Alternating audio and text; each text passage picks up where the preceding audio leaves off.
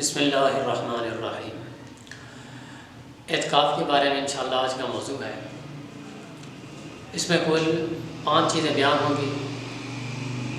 Number 1 اعتکاف کی فضیلت، نمبر 2 اس کا معنی، نمبر 3 اعتکاف کی قسمیں، نمبر 4 اعتکاف کا مقصد کیا ہے، اعتکاف کی روح کیا ہے، اور نمبر 5 اس کے فوائد کیا ہیں۔ ہم اپنے موضوع کو شروع کریں اس سے پہلے آپ نے اگر چینل سبسکرائب نہیں کیا تو سبسکرائب کے بٹن کے اوپر کلک کر لیں اور لائک اور کمنٹ ضرور کریں۔ آپ کی رائے کا احترام کیا جائے گا۔ تو آتے ہیں اپنے موضوع کی طرف۔ اعتکاف کا معنی کیا ہے؟ اعتکاف عکف سے ہے، عکفاً لغت میں اس کے 2 معنی ہیں۔ نمبر 1 عکف کا معنی بنے گا منہ کو موڑنا، پھیرنا۔ نمبر 2 ٹھہرنا، قیام کرنا۔ اگر ہم پہلا معنی لیں، اعتکاف کا معنی منہ موڑنا یا پھیرنا ہے، تو اس سے مراد یہ ہوگا کہ اعتکاف کا معنی مطلب یہ ہے کہ گناہوں سے منہ موڑ کر خدا کی بتائی ہوئی چیزوں کی طرف متوجہ ہونا۔ نمبر 2 تمام تعلقات سے ناطہ توڑ کر اللہ کے حضور حاضر ہو جانا، یہ اس کا معنی بنے گا۔ اور دوسرا معنی ٹھہرنے والا مراد ہے، تو بالکل واضح ہے کہ اپنے گھر بار کو چھوڑ کر اللہ کے گھر میں ٹھہر جانا، قیام کرنا، یہ اعتکاف کا معنی کہلاتا ہے۔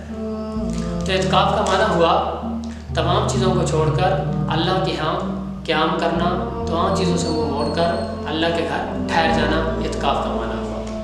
اعتکاف کی فضیلت، اس بارے میں 2 حدیثیں انشاءاللہ بیان کروں گا۔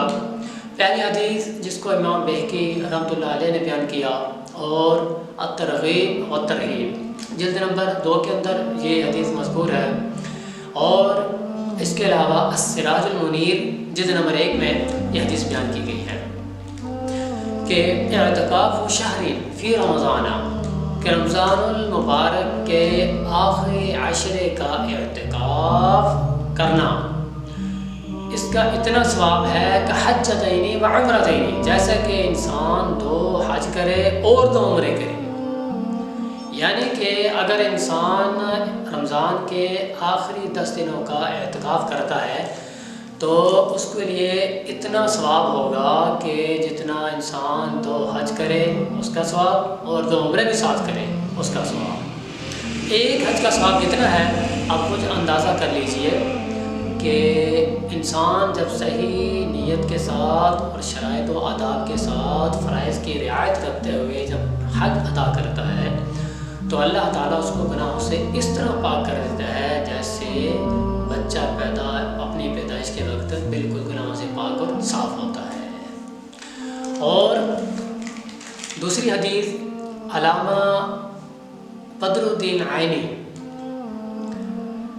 انہوں نے اپنی کتاب عمدۃ القاری فی شرح البخاری میں نقل کیا ہے، اور علامہ قزوینی نے اپنی سنن جو کہ سنن ابن ماجہ کے نام سے مشہور ہے اس میں نقل کیا ہے کہ جو بندہ 1 دن کا بھی اعتکاف کرے تو اللہ تعالیٰ اس کا اتنا ثواب دیتا ہے، اس کے ثواب اتنا دیتا ہے، اس کا صلہ اتنا دیتا ہے کہ اس کے بدلے میں اس بندے کے درمیان اور جہنم کے درمیان آسمان زمین کا جو فاصلہ ہے اس سے 3 گنا فاصلہ پیدا کر دیتا ہے۔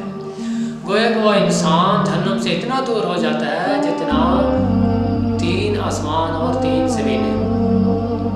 اب آسمان اور زمین کے درمیان کتنا فاصلہ ہے؟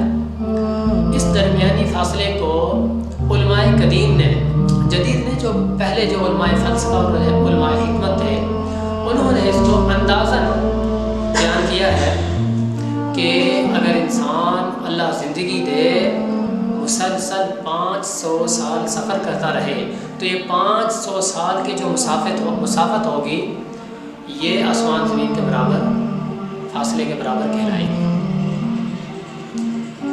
اور جدید دور میں تو صرف سورج اور زمین کا فاصلہ تقریباً 21 لاکھ نوری سال ہے۔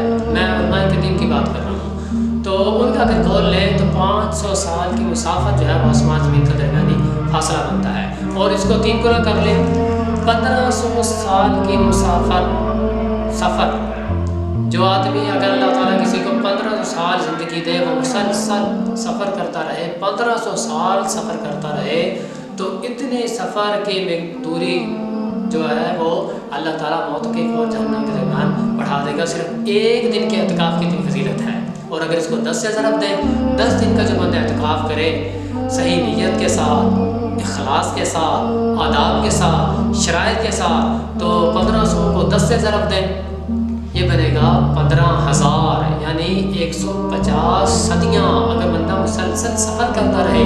اتنا فاصلہ اللہ تعالیٰ اعتکاف کرنے والے اور جہنم کے درمیان بڑھا دے گا، یعنی کہ ناممکن ہے وہ جہنم میں جائے. علیہ وسلم صلی اللہ علیہ وسلم.